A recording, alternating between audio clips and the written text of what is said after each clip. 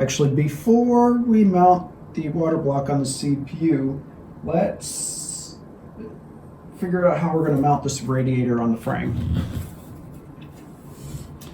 So we will shove this guy aside for a minute and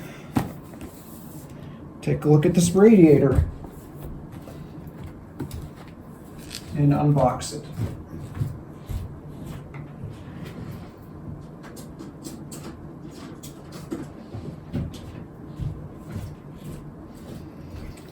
I'm not sure that this has enough capacity to cool this i9, but we will find out. Can always change out parts later on.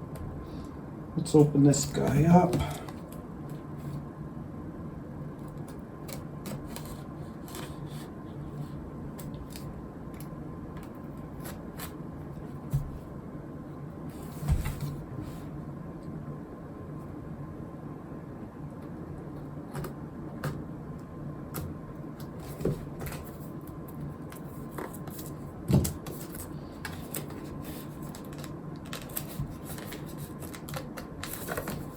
Well, if we can get the box open.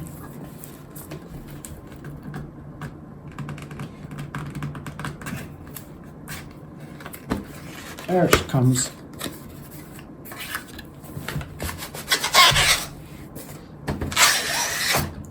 A box in a box.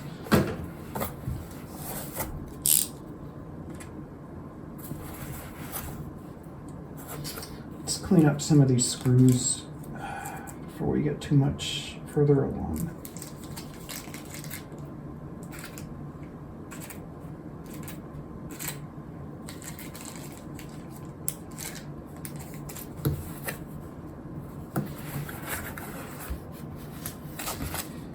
Corsair XR5 and XR7 water cooling radiator.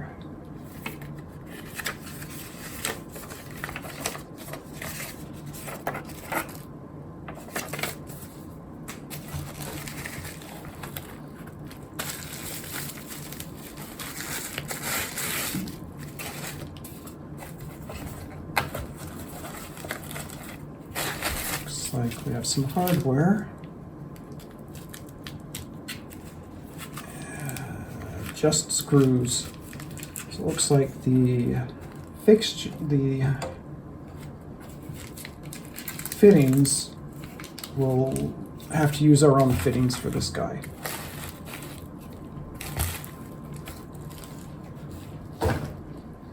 So there is our radiator.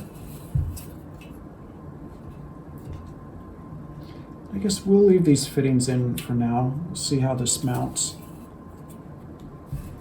Okay, we'll bring our case back over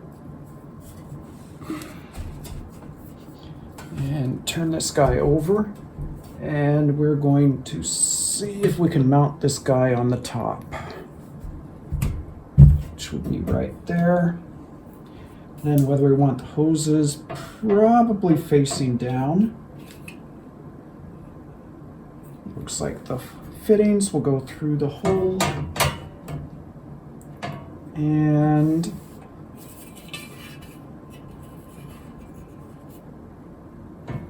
let's see. Try to get these holes, see if we can get these holes to line up. Looks like they will line up.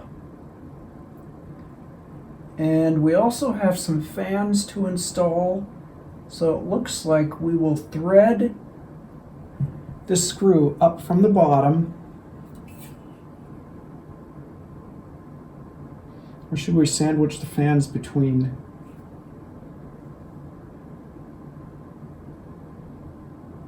Now the question is, how far can the screws extend into the radiator?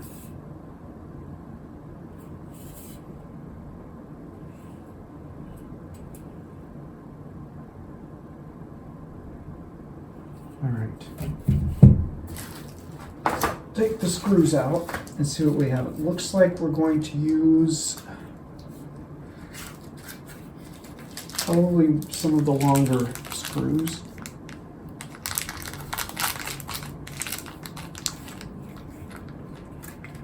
I guess I will go ahead and fetch a couple of case fans.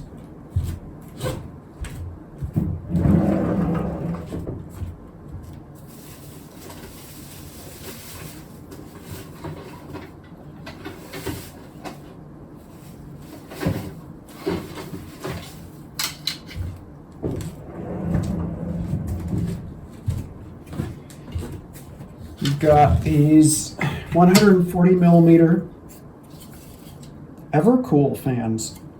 So these were heavily discounted. So picked up a couple of these that we can use at least temporarily.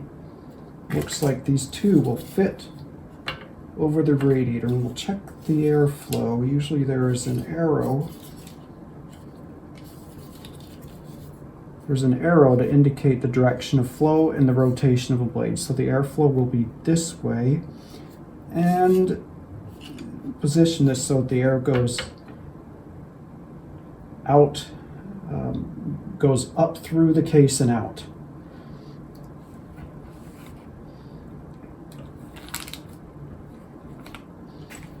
So it looks like the best way to do this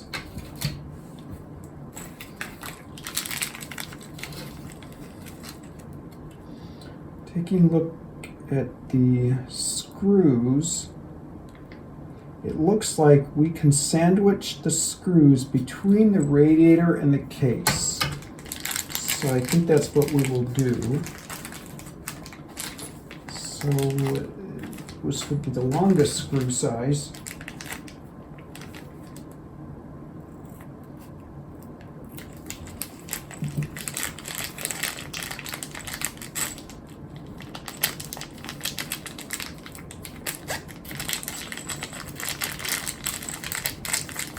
For now, we will go with 4 screws. Always add a couple screws later.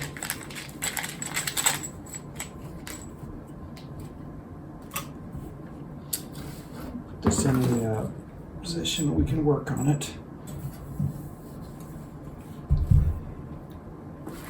So it looks like we will position a case fan. I think we'll put the wire so it goes,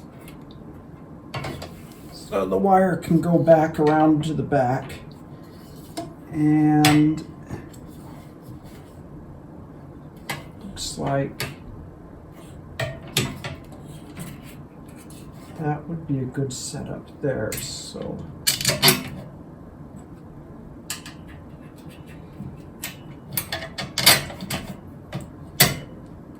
go ahead and thread in the fans.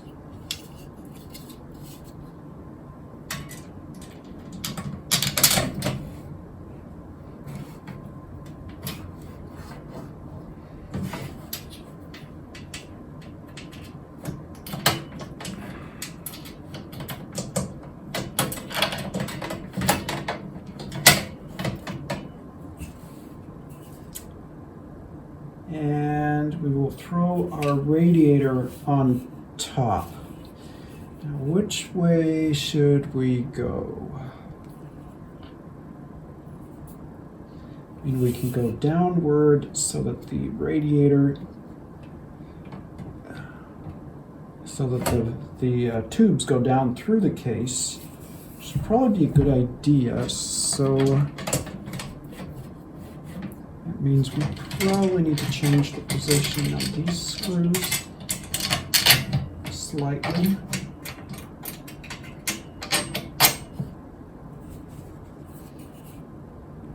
Okay.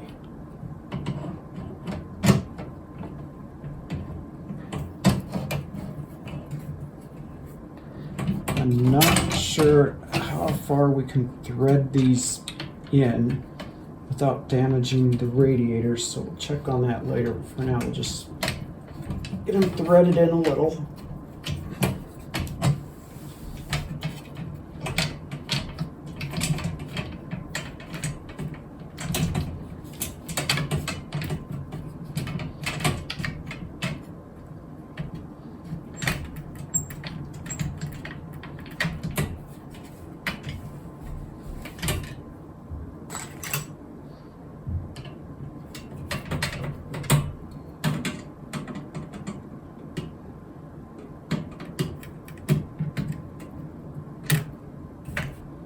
not going to thread these in too far, just enough so they don't fall out.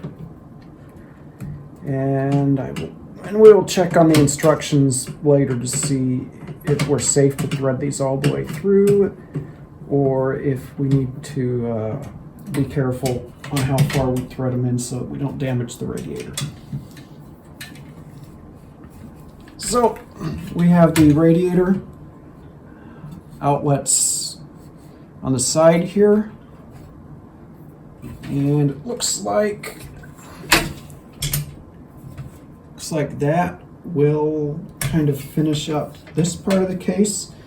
So it looks like we are now looking at mounting the CPU block. Okay, after looking at these screws and trying to fit them through these holes, it appears that the radiator does not have clearance for the screws to go all the way through. So if we force the screw in, we will probably damage the radiator. No, very light. So I think that's also why there's so many different sizes of screws provided. So it looks like what we're going to do is we were using the longest screw, and I think we're going to swap them out for a screw that is just a little bit shorter, and that screw just barely fits through the hole and just barely can grab enough threads to grab onto the radiator. The other screws are a little too long, and it looks like they'll go through and they'll make contact with the radiator. So it looks like we'll be going with the shorter screws. So we'll go ahead, and I've already swapped one out. So we'll go ahead and swap out the others.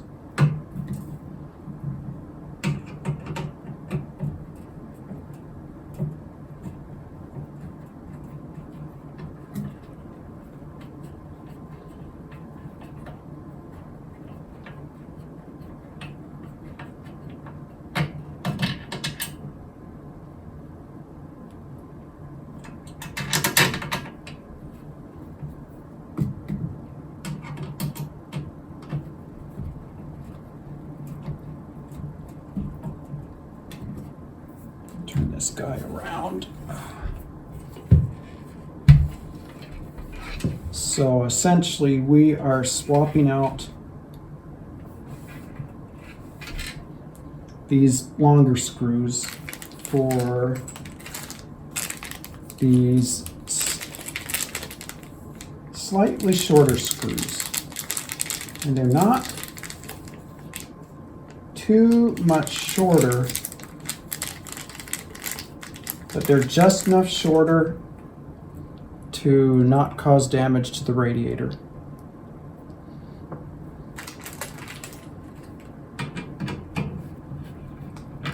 So it's a good thing I did not really tighten these things down.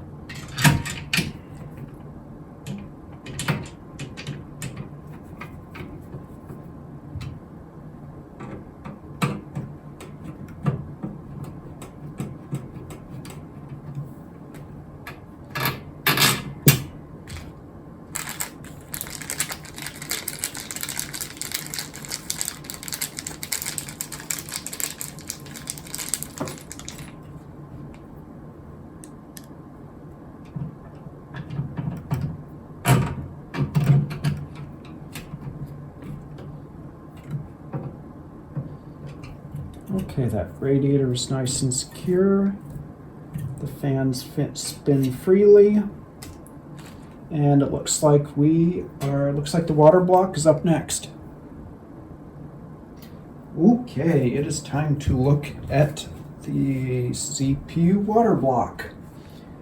I think this one was a little expensive, but out of all the ones I looked at, I would rather not use a bad quality one, made in China quality one. So I ended up spending a little bit extra, and I think the one I've got, I think this one will work okay. So let's take a look at it and see what we got.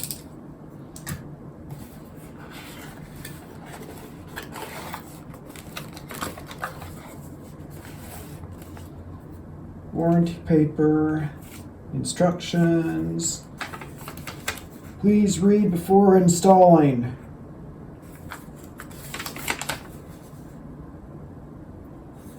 Okay.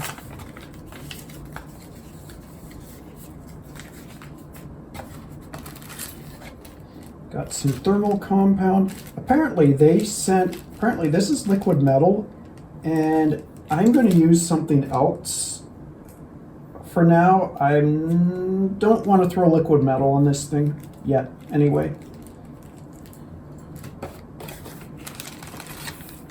And apparently this water block will work with AMD and Intel, so we've got a large package of various parts.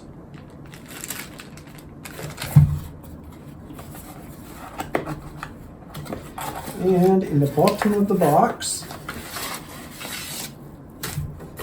we have the water block itself.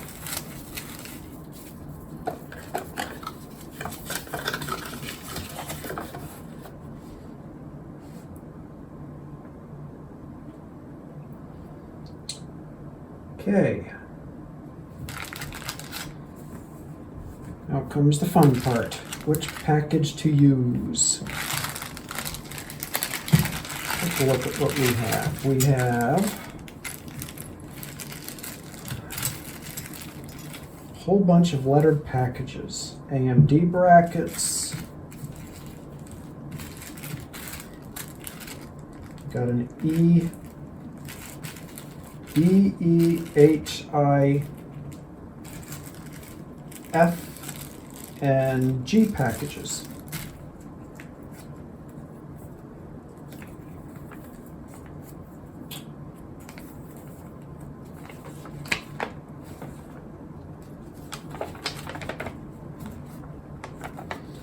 Looks like for the Intel,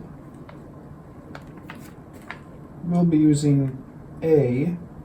So we'll use water block with A, LG 1700, and H screws. Looks like these guys. And this guy.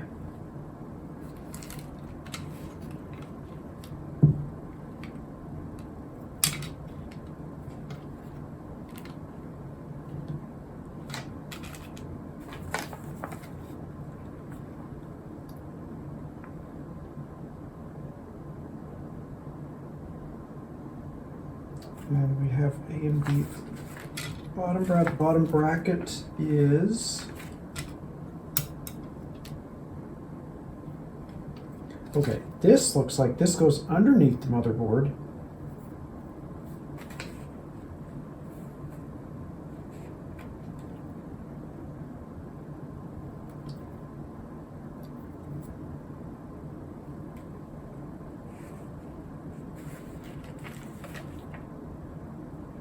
Using these posts here. It's like we will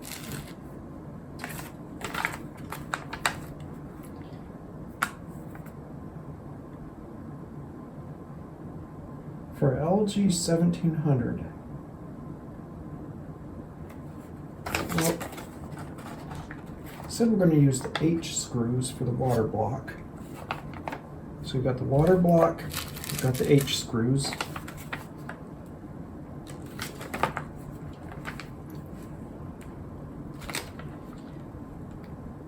And then we have step 1, step 2.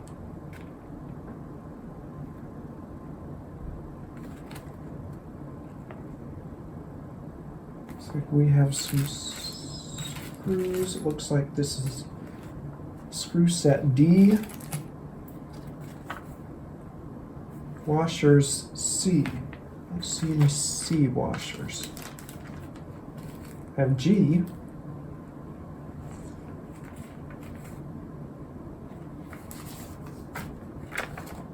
That's all we got.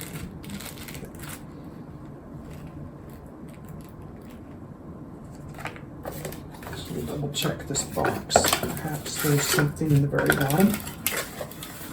Nope, that's it.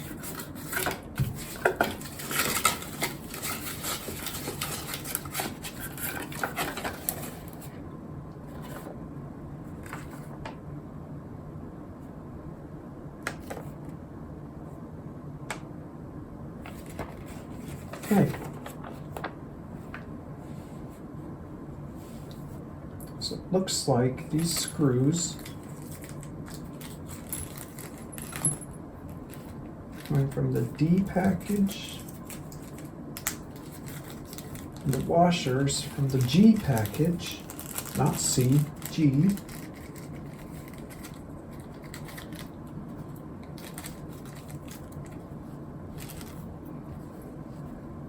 Should be 4.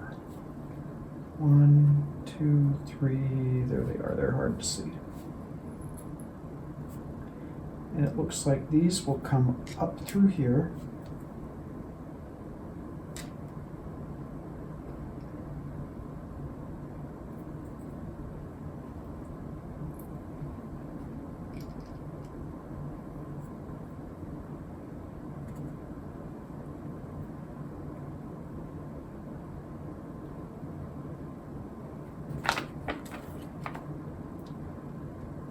It's going to be the upper holes.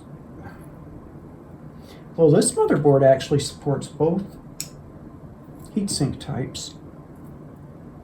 It has the widened rectangular holes, so I don't think it really matters too much. But we'll do the correct ones for the old GA1700.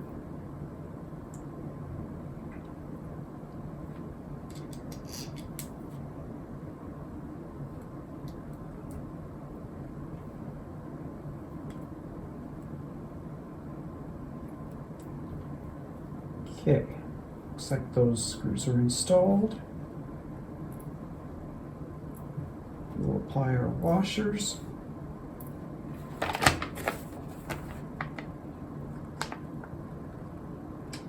And it looks like we have some threaded standoffs, which will be package J. I don't see a J package, I see some Fs. I wonder if the version of this paper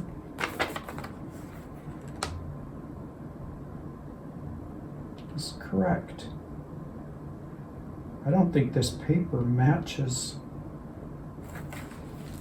the lettering on these bags.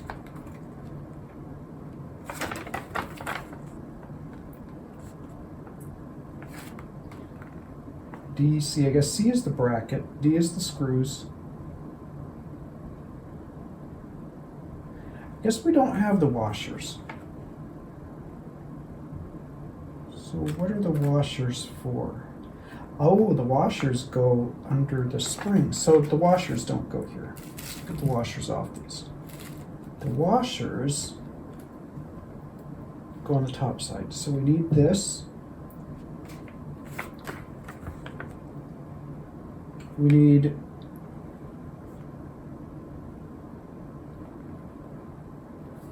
F, which is these. So we need to pop these out of the plastic.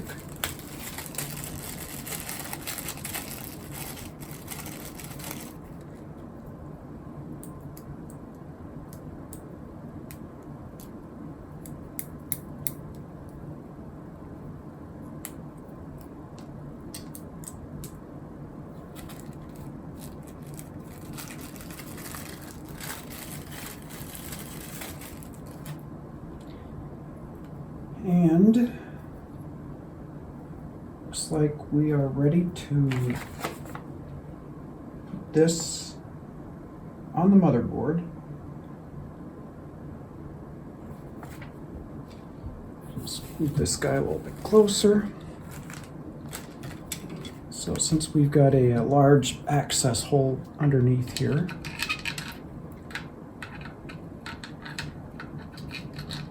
We'll line these guys up. Looks like they fit. And we will put in these nuts. It's the plastic nuts with a brass insert.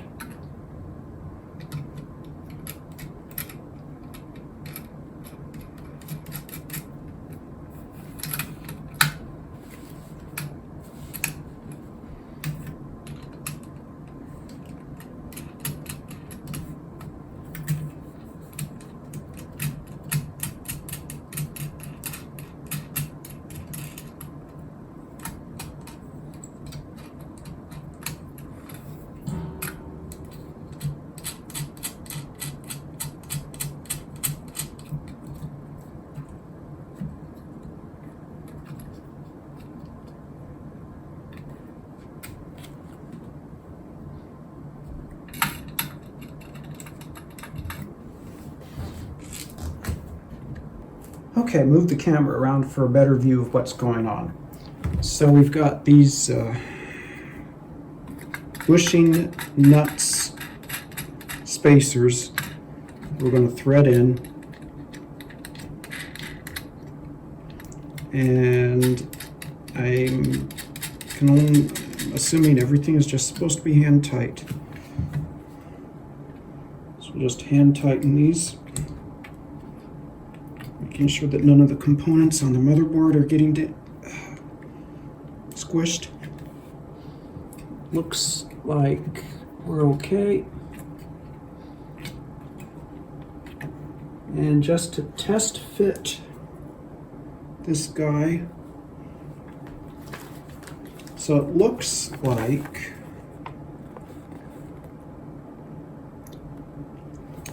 this guy goes on over the top,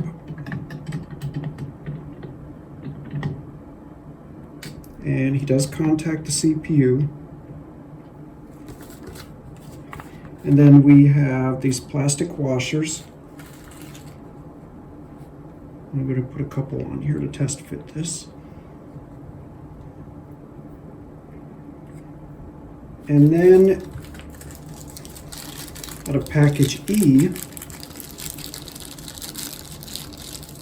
we have these spring-loaded nuts.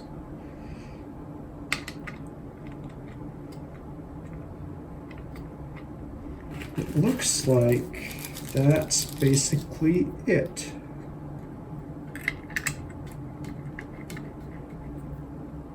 Seems simple enough. Okay, time to get the thermal paste ready and actually do this.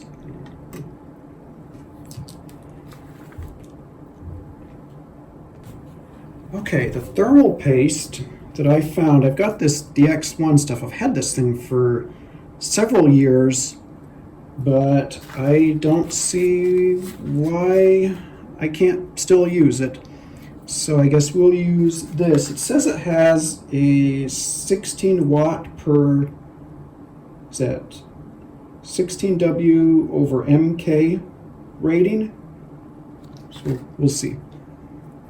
And according to what I've researched, I mean, you don't have to plaster the CPU, but since the actual die is a rectangular shape, so we're going to just apply some thermal paste in the middle here where the die is.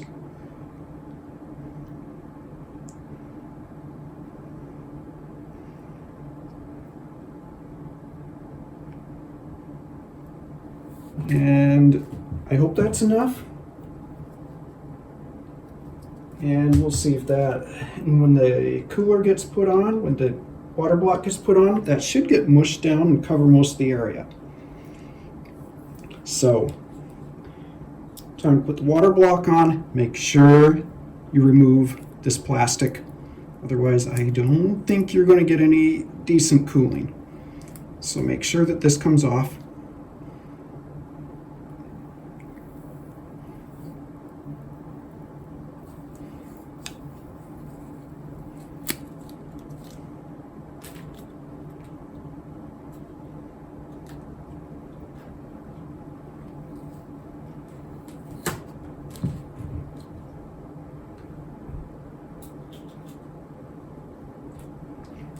Okay, we've got a super, super shiny contact area.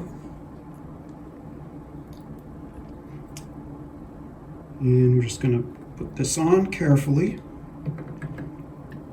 lining it up. And it is now in contact with the CPU. So go ahead and throw the washers in.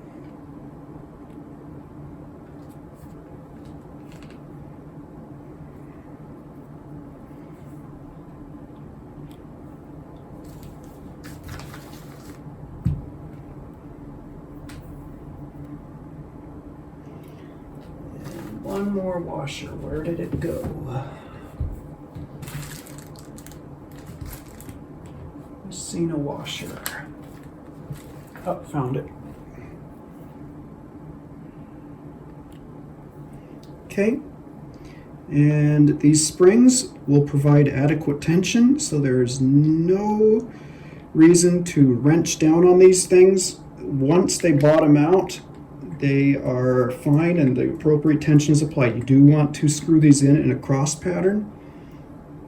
Make sure you provide as equal pressure on all corners of the CPU.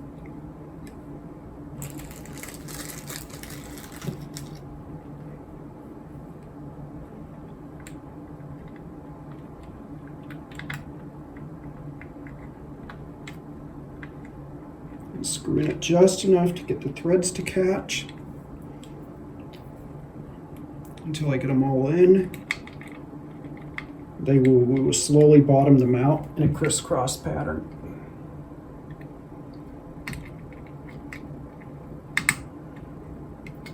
Okay, everything is threaded, so we will tighten these in a crisscross pattern until they bottom out.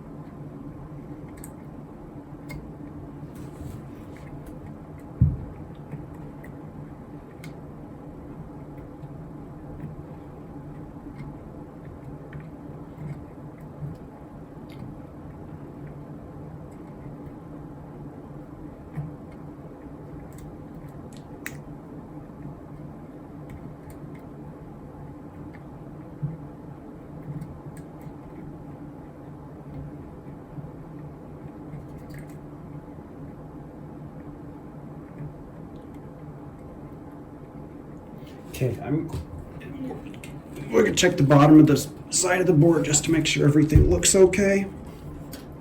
Looks like the contact plate is lined up okay. Looks like no issues there, so we'll go ahead and continue bottoming out these screws, and the springs will apply the correct pressure. Now the contact plate is also not extremely tight, and I believe this water block is going to provide more pressure on that socket to seat it correctly. So I was not really concerned about really screwing down the contact plate, just enough to hold the CPU in place.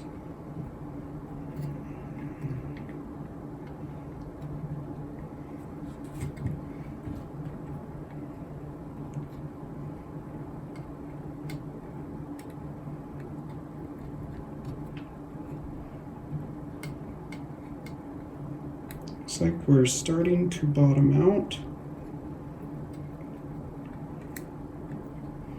Looks like a couple screws are bottomed out.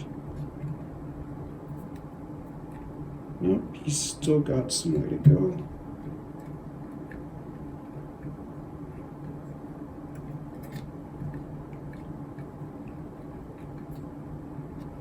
Okay, one guy is bottomed out, two are bottomed out. We have these two left. Okay.